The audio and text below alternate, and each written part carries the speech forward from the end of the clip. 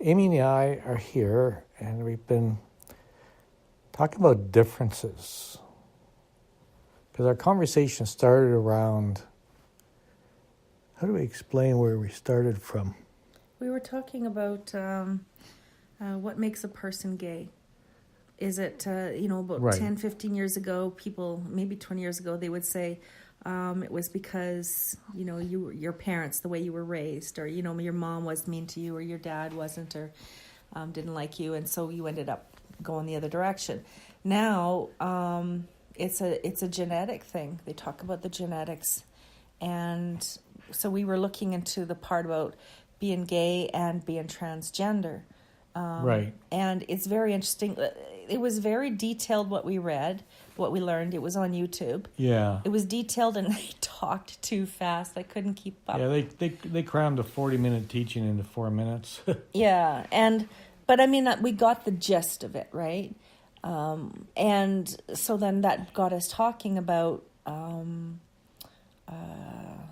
then there was that video that auto-played after that one was finished, was Right. of this boy who was born a boy but has now transitioned at age 11 to being a female, to being a girl. I would say he didn't transition. I think Well, that was she his was. words. I think she. Oh, okay. She, I think, was female right from the beginning. She But was just happened to have male genitalia. Yeah, Right. For whatever genetic reasons, hormones, chemicals, they affect your genes, whatever they're made up of. Sometimes we've got a bit of a break off of an X chromosome replaced by a piece of a Y chromosome. Right. So, you might have something different happening genetically, and with a different environmental factors that can change how you... whether you have male genitalia or female, but you still are a female. Like you were born Right. a female, and the parents you didn't figure it out. And how after you're born, your DNA changes. Can be triggered. Yeah. Based on experiences or chemicals, like hormones and things like that, like Yeah. testosterone. When your body starts to produce that, then it affects the alleles and stuff, and then they start to change. You start to produce these male features, and who's to say though that you're not female? And so they talked about how brains, though, the interesting is Right. which with the transgender.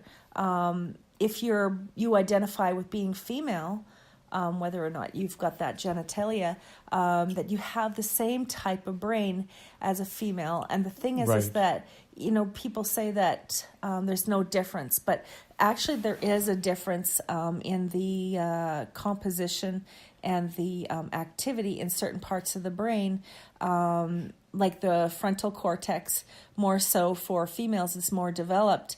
And for the males, they have less, what was it, hippocampus? Yeah, I had one of those part too. of the brain. It's Yeah. like very central part of the brain, very small compared to the female. Right. And then on the exterior part of the brain, the male's action and like function and even the size is different It's on those very parts of the different, brain. So they found males that had a certain type of physiological structure, is what we're talking about here, was similar to when a transgender person was identifying with that male. So there are all these factors going on. Yeah. That are influence them, and yeah.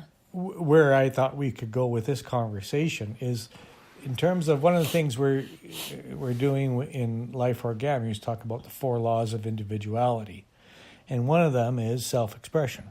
Yeah. And so I was just before we started this recording, I was inquiring about, I was just musing that, is my inability to allow myself to see differences or to allow myself to explore being different inhibiting my self-expression, and is that, I guess, part of me is musing, is that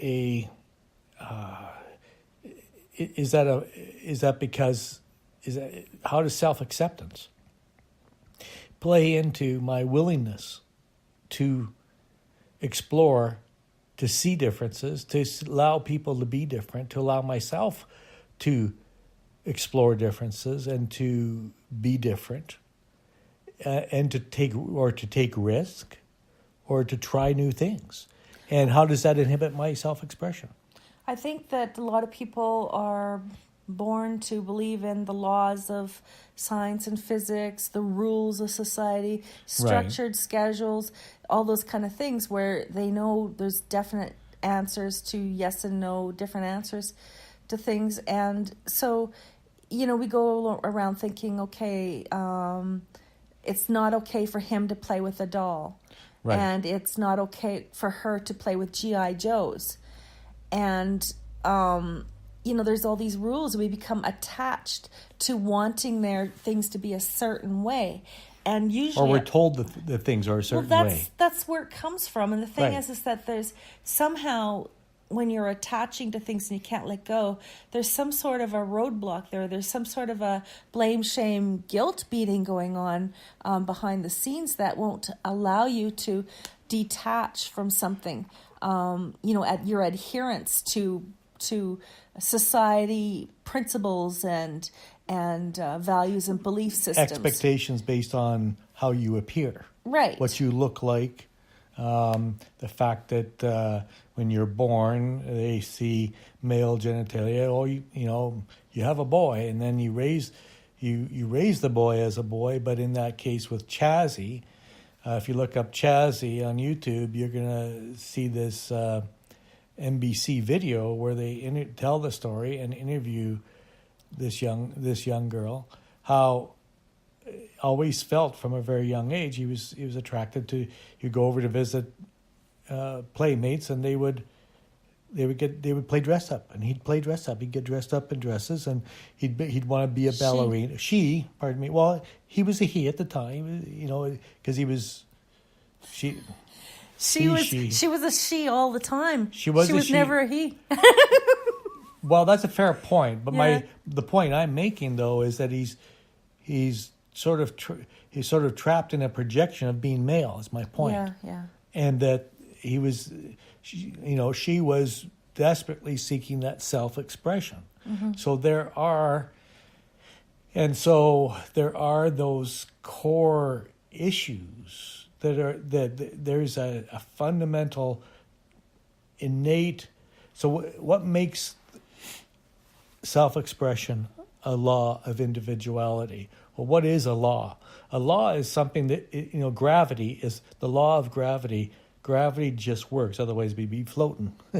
Gravity works differently on the moon than it does here. It's just a law, and it just works. Well, self-expression is just a law. We are all exploring from the moment of our birth self-expression. What it means. What does it mean to be me? What does it mean to be in this body? What does it mean to be in this as a part of this family? What does it mean to be part of this culture? Yeah, that's a good question about culture differences. Some have different. They allow certain things. Like in some cultures, if you're gay, they'll throw you off a roof. Like, what's that about?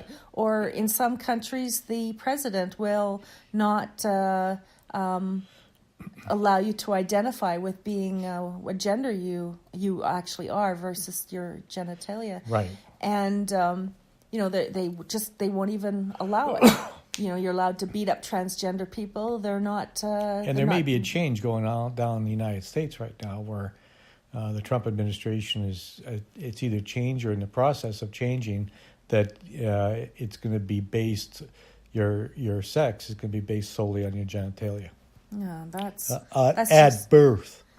Oh my God! And so there's going to be no room for people like Chazzy who are they're going to be trapped in a role, or they're not. Their basic humanity is not even going to be acknowledged. I think what the problem there is that you've got a president who isn't very smart in the sense that he doesn't know if he doesn't believe in global warming. You know, there's the thing about the genetics part. He couldn't understand a thing. He probably doesn't know what a chromosome is. You know, but if he understood, if he gave a damn and he listened to the science behind it and understood it. Well, he does whatever he wants, but the issue, you're absolutely right. But what I'm saying is that ignorance. Yeah. Ignorance. Yeah. That is a big very good roadblock. You know, to people being accepting differences amongst people and cultures. We're not just talking physical or psychological. We're talking socially. We're talking economically. There's so many different factors. And the question is whose problem is it? Exactly right. That's a very good point. But what's behind, what's behind what's really driving all those behaviors? Behind ignorance, what's the source of ignorance? And part of me, and maybe in this case, and maybe in many cases, it's intolerance. My ability, There's people who assign, it's not just judging and projections. It's like they're pronouncing somebody not good enough because they're different, and it's based on their own insecurities, the way they think about themselves, their own mindset, and so that's the lens and and the filter through which they see the rest of the world, and they see themselves, and they paint everybody with that brush. So whatever game they're playing inside, and whatever laws they govern their own life by, their own principles, their own ethics, morals, values, beliefs, they think that the rest of the world operates the same, or should be, if it doesn't, because so they I've lost my train of thought. Well, we talked about ignorance, and sometimes ignorance is fueled by lack of education. Sometimes it's intolerance. Right. But behind where I was going, that you spoke to, what's behind intolerance to me is often fear of difference, fear, or a lack of a lack of understanding and unwillingness to acknowledge that something is someone is different. You know what that would mean for them, though? If they had to give somebody else a break and that allow them to live by some other rules laws, they would have to accept the fact that maybe they were wrong, or maybe not the word wrong, but that the world doesn't revolve around their opinions and the way they see themselves and they project on. Well, you'd have to examine then. They'd have to look at themselves in the face. You'd have to look at yourself and your views, and go, maybe things aren't as black and white as I thought they were. And that would mean they would. Some people are afraid of being judged. Yeah. So the fundamental challenge with differences is that when someone shows up different than I expect, I'm confronted with a choice. Mm-hmm. I go, oh, isn't that interesting? Wow. Tell me more about that. Wow, you're looking good today, or what? Or that's really interesting. What's been your journey to this point? To be curious, as opposed to, or to, I make a choice to be curious, as opposed to, I don't like that, and I push back against it. Get into tension, anxiety, frustration, and resistance. Mm-hmm. And whenever we, there's that old adage: what we resist persists. Interesting, yeah. I was thinking also, this doesn't just apply to when we're talking about gay or transgender individuals. Yeah, absolutely not. What about people like me? Up until I was in grade 10, I was what they call a tomboy, right? Right. I climbed trees. I played with G.I. Joes. I played with trucks. I squished worms, and I carried salamanders and salted their tails, and I did all those things. Played with frogs and tadpoles, and I wore jeans, and I wore not very girly stuff. I didn't like to do my hair, and I just was not feminine in the sense of what people consider to be feminine.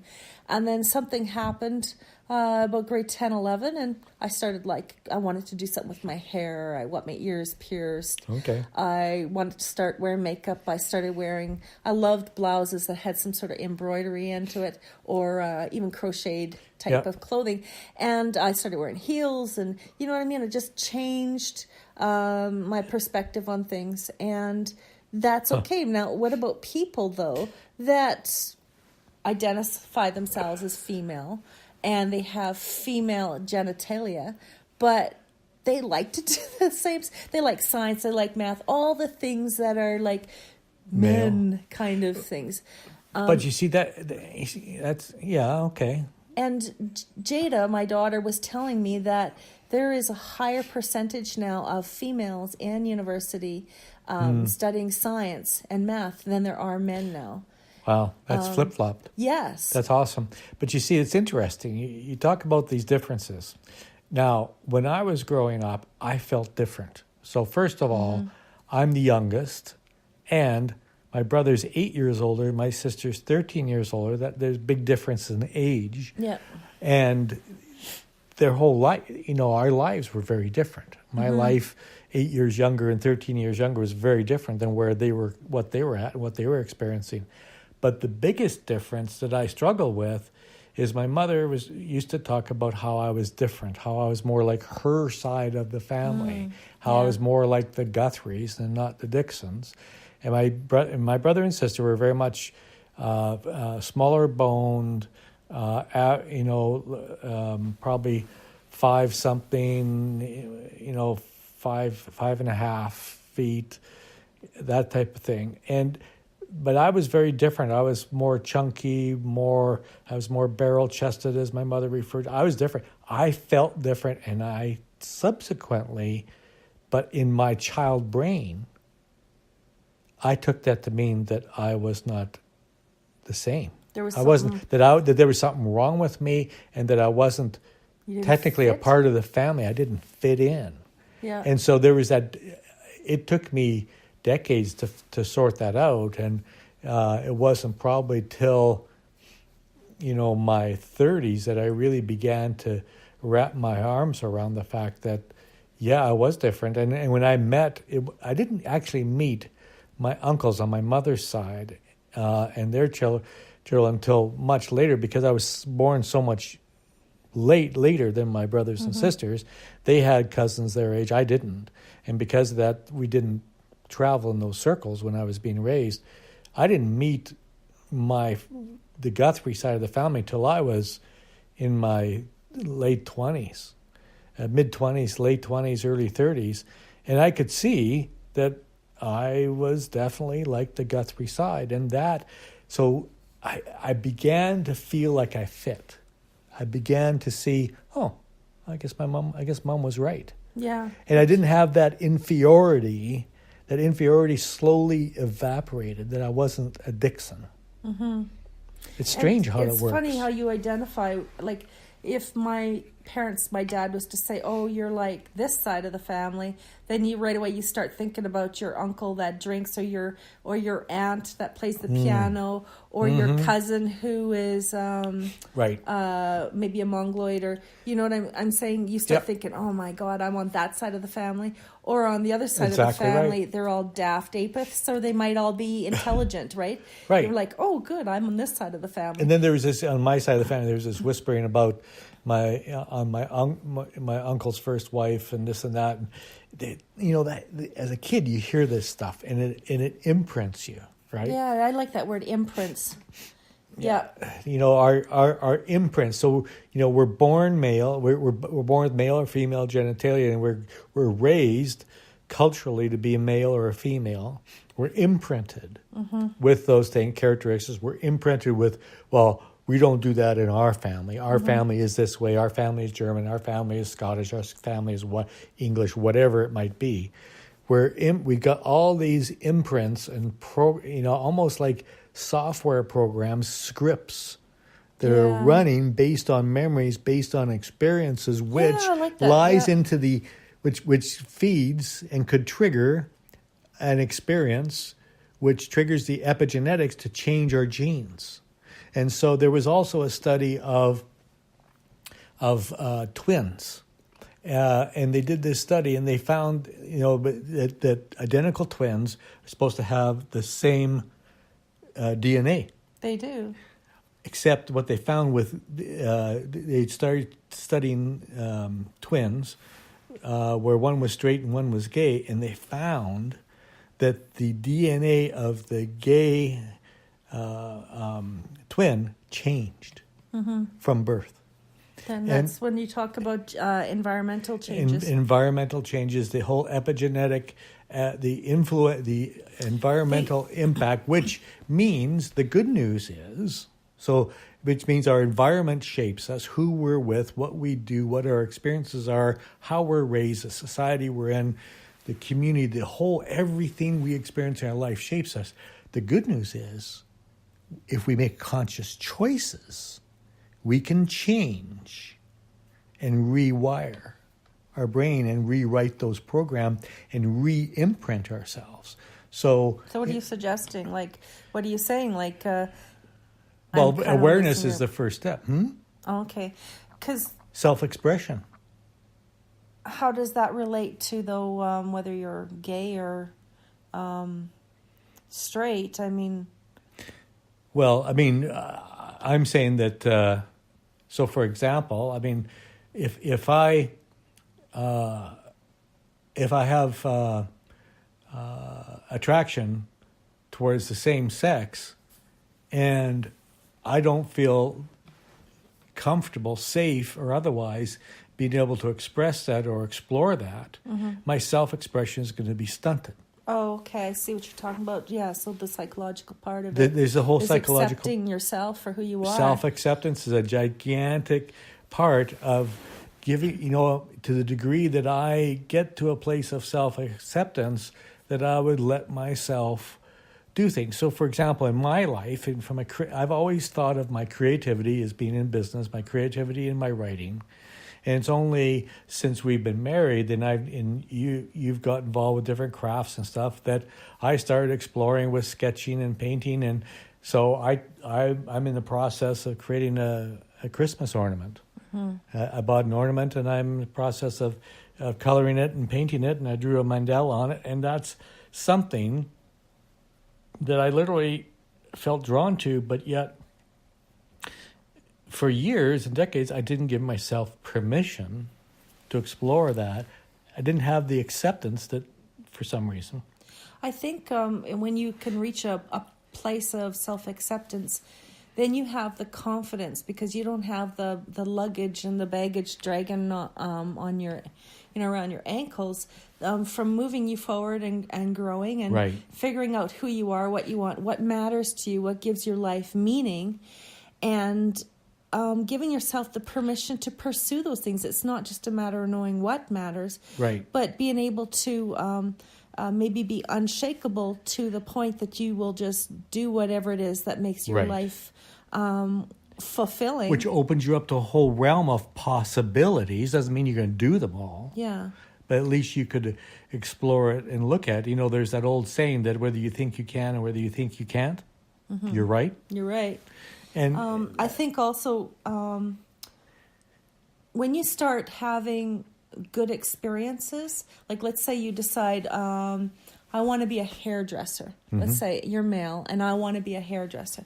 I want to be the best hairdresser in the world, let's say. But maybe you're gay and you don't want your parents to know, because maybe they're of a very homophobic type of mindset. Okay. But then you decide, okay, I'm a great person. What they have to say doesn't necessarily, it's not true. Their opinions are kind of stunted back in the 50s.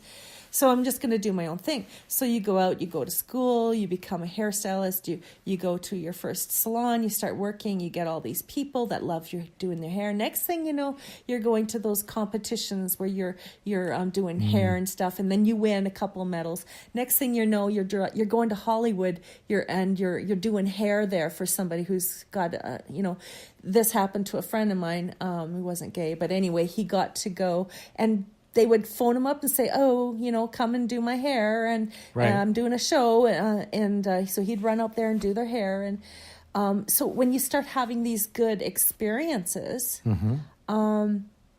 then you start saying, hey, look at the difference in my life, how it's improved because I went after what it is I wanted. Exactly. And then you start having more confidence to do the next thing and the next thing, and it starts to accelerate. Your growing curve, your inner growing curve towards self-acceptance increases. Yeah, so the law of self-expression is always there. It's always working. The key is, am I in resistance to my self-expression? Do I have tension around self-expression, or am I willing to explore? Am I willing to support myself and explore something that might be different, or to allow my mind to expand and believe that I could, I could do a painting, that I could sketch a mandala, that I could start a business, that I could help other people start businesses, or that we could even do this thing called life origami. I think it's all about being curious. Right. Following your curiosity. What interests you? Do I want to read this book? Do I want to go down to that festival down the street? I want to check out the gay parades. Maybe I want to go to a I don't know, whatever it is you choose. It's about being curious. And what's the status of your heart? What's your heart longing? It's one of the things we talked about last night. Yeah, we talked about in terms of self-expression is that somewhere between exploring what's meaningful to us and exploring what is significant in the middle, what helps facilitate and connect those two cardinal, what we call cardinal rules of identity, is my heart. Is my heart open or is it closed? Is my heart, am I willing to give myself permission to come to a place of self-acceptance to say, it's okay for me to express myself in certain ways? I think self-expression is composed of being able to communicate with yourself and others and make connections. Right. And also, in order for that to happen, though, you have to know what matters to you. You have to have an open mind. You have to have, you have to be aware of what's in your heart. So self-expression, I mean, that helps us to pursue meaning in our life, make us feel significant. Right. And when there's meaning and significance, there's joy, right? So, and you were talking about things that you might like to do, because, following what interests you and stuff like that. But what about the things you don't know? Yeah, that's a good point. You don't know that. Did you know that you were going to like working with Sculpey? Did you know that you were gonna end up sifting flour to make gingerbread cookies? And I made a gingerbread man out of Sculpey, and I wrote on it, "Bite me." I mean, no, but you see again, but being around you, who is very, you're really into self-expression and hobbies and creative stuff, it kind of, because you were out there living it, it gave me permission that I had all these creative urges lying dormant that I never gave myself permission, because there were always other things that seemed to be more important. Well, when I first met you, I'm like, how come you're always working? It's like when you have time, you're reading some nerdy thing, or you're writing something, and you just never take a break. Well, why don't you come over here on New Year's? I like to paint, right? I always make a new, a new canvas. That was neat. That was fun. And, and I'm like, well, get your butt in ski over here, and I'm going to teach you how to paint with acrylics, right? And did we not do that? I actually did it. Yeah, and it was fun. It was fun. So now maybe you're not just as much a word nerd, fuddy-duddy. But you see, here's the thing, though. But I'm kind of like the case study for what we're talking about, because there was a level. I saw myself a certain way. Yeah, you that did. my in terms of one of the cardinal rules of identity is connection and or meaning and significance, I should say. And so my life was meaningful through the writing, but I didn't imagine how I could experience a sense of meaningfulness, a sense of by exploring and being creative in different ways. Yeah. And it opens up your world in so many ways. Like, for instance, here's an example. You can go to Mexico on a trip, right? Mm-hmm. And you can go to, let's say, a resort, all-inclusive food, drinks, right. entertainment, whatever, right? Yeah. You can do that. Or you can choose to take a tour, sit in the middle of some little tiny town in the middle of nowhere next to this fellow, and he'll teach you how to make baskets. Right. So can you see yourself sitting Or at the table at a resort, or sitting there on the ground making tiles and making wicker baskets, or you got your hands in there, you're around the people, the cultures, you're talking, you're dancing with them, you're making cookies with them, you're going to corn bakes with them, you're swimming in the ocean with them. Like, do you want to immerse yourself? Do you want to fully inhabit that vacation? See, that's something I could explore, because I've done things. Rather than get a taxi, I'll go rent a motorcycle scooter and go get lost. Well, yeah, and go explore and see what we can see. That was self-expression, but this idea of being creative and working with my hands, drawing, that sort of thing. I can't draw a straight line. Actually, I can. Anybody can. You just have to concentrate on it. But there's these stories about the way I saw myself. I had a limited perspective around around my identity, specifically around what I thought would bring meaning to my life and what I thought would make me significant, that my life would matter. Mm-hmm.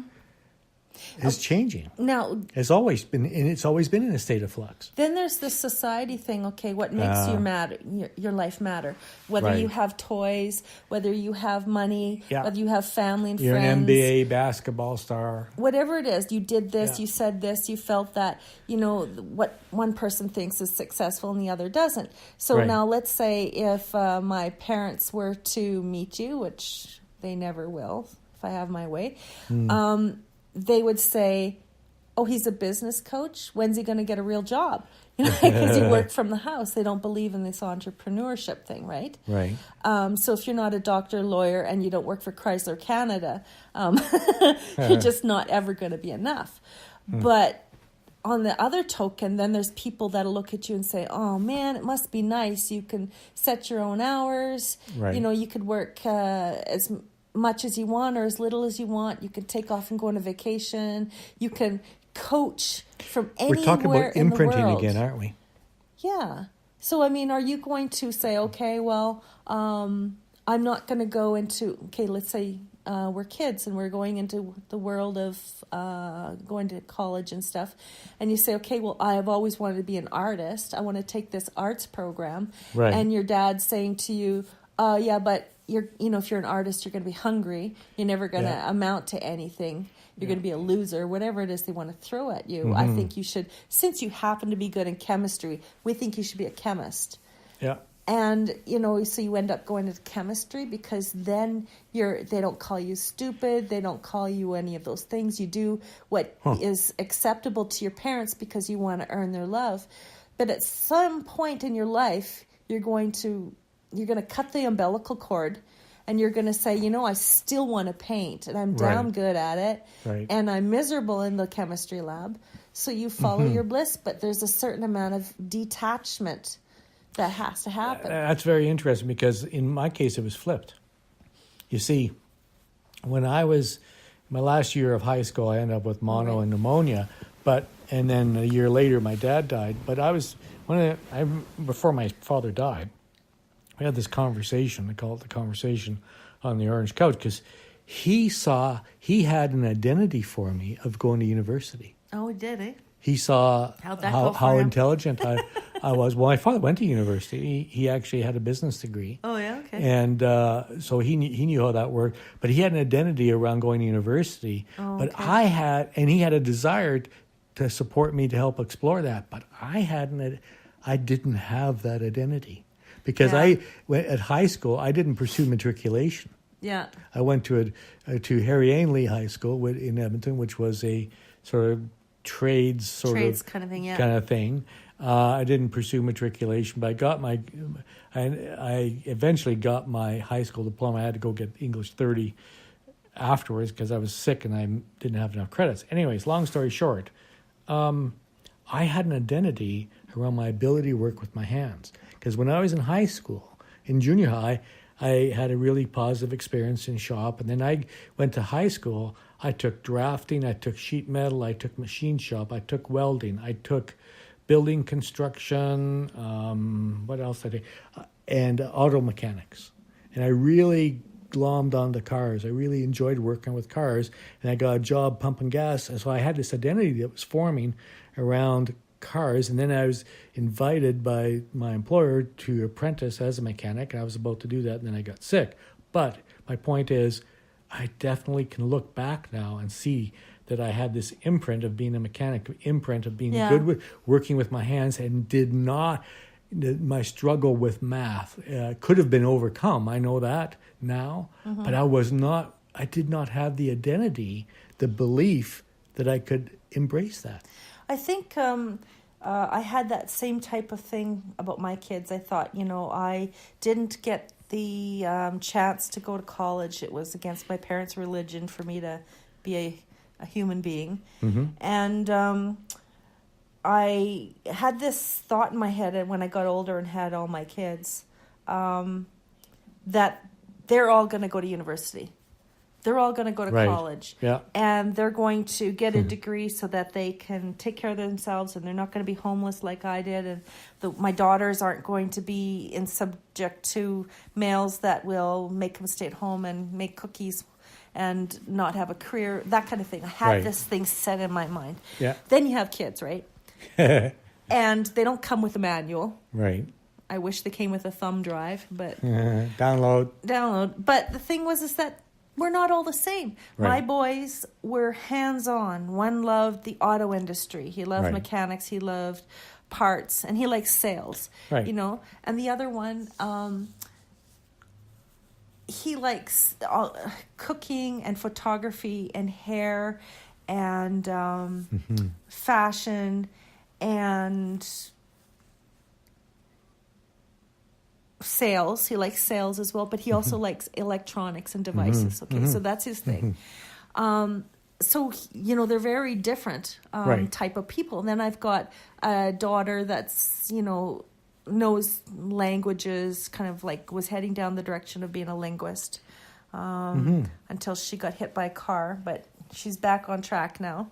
And she may be changing what she wants to do because she's a different time in her life. Right. And she's thinking about going back to university next year or college or whatever she decides to do. So has her imprint changed, or has her perspective, life experience has definitely shaped perspective, her? Right? It changes us. Yep. And then I got another daughter who's in psychology, and she plans on going all the way. She's going to she'll probably end up with a PhD, knowing that girl. But what if she changes her mind? Right. What if in 4 years she decides that she wants to fly an airplane? And how, I mean, you hit on a big one there. Change our mind. God, my God, how dare you bring that up? That I would change my mind. That you would change my mind. I mean, that's what we do. We change our minds. Here's another thing that we assign to gender. Women are allowed to change their minds. Men aren't. Do you remember that one? I'm a woman. I can change my mind. Oh, yeah, I know, that's just a squirrel. Squirrel. Yeah, but the fact that we change our minds. I mean, like literally, if I had not changed my mind, we might not be together.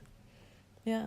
because I had at a certain point, over 2 years ago, I said I'd kind of given up on being in a intimate relationship and being in a loving relationship. I'd given up on it. But then a friend of mine challenged me on it, and I thought, well, maybe, you know what, maybe I could, if there were certain qualities, maybe I'll be open. And I kind of thought, okay, universe, if there's someone out there, I'm ready to meet them, and poof, there you appear. And then what happened on my side?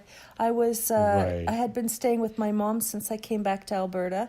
I'd stayed with her, and I was feeling pretty depressed, and she was pushing her religion again on me. Yeah. And they said that I was not a spiritual enough person based on their own dogma. I wasn't spiritual enough, and that no man would ever want me because I'm not spiritual enough unless, I conformed.